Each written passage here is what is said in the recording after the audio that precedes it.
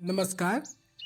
आज हम जानेंगे एकादशी क्या है, क्यों रखी जाती है और इसका वैज्ञानिक महत्व क्या है।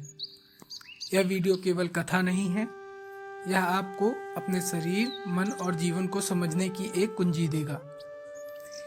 एकादशी कोई साधारण व्रत नहीं है, यह केवल भूखे रहने का नाम नहीं है। एकादशी चंद्र मास की 11वीं तिथि होती है, लेकिन इसका असली अर्थ है इंद्रियों पर नियंत्रण, मन की शुद्धि और आत्मा का जागरण।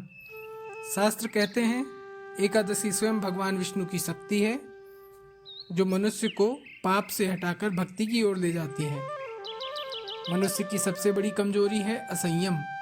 हम जरूरत से ज़्यादा खाते हैं, जरूरत से ज़्यादा बोलते हैं, जरूरत से ज़्यादा सोचते हैं और यहीं से क्रोध, मोह, अहंकार और दुख जन्म लेते हैं। एकादशी का उद्देश्य है इस असंयम को रोकना।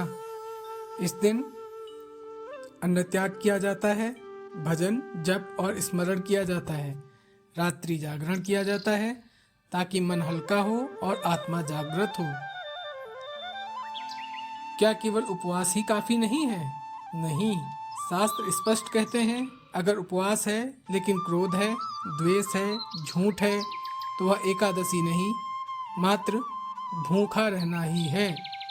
सच्ची एकादशी है विचारों का उपवास।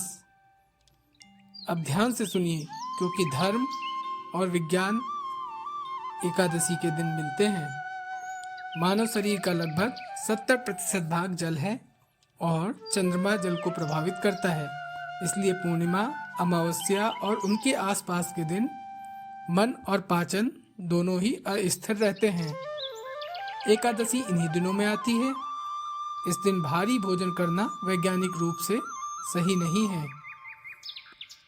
आधुनिक विज्ञान आज कहता है हफ्ते में एक दिन फास्टिंग शरीर के लिए बहुत ही लाभकारी है। इसे साइंस कहती है इंटरमिटेंट फास्टिंग, लेकिन हमारे ऋषि इसे हजारों साल पहले एकादशी के रूप में जानते थे।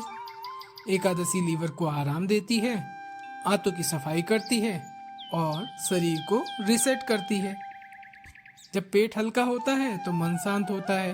एकादशी के दिन ध्यान करना आसान होता है, एकाग्रता बढ़ती है, चिंता और तनाव कम होता है।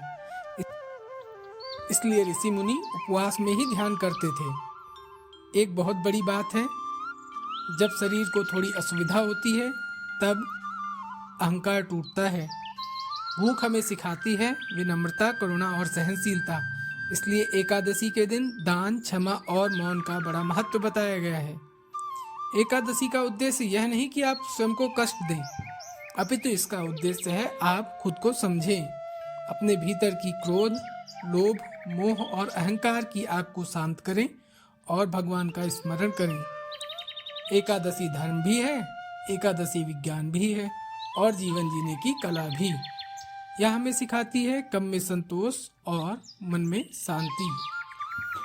अगर यह वीडियो आपको अच्छा लगा हो तो इसे शेयर कीजिएगा और अगली एकादशी पर केवल शरीर का नहीं, मन का भी उपवास रखिएगा।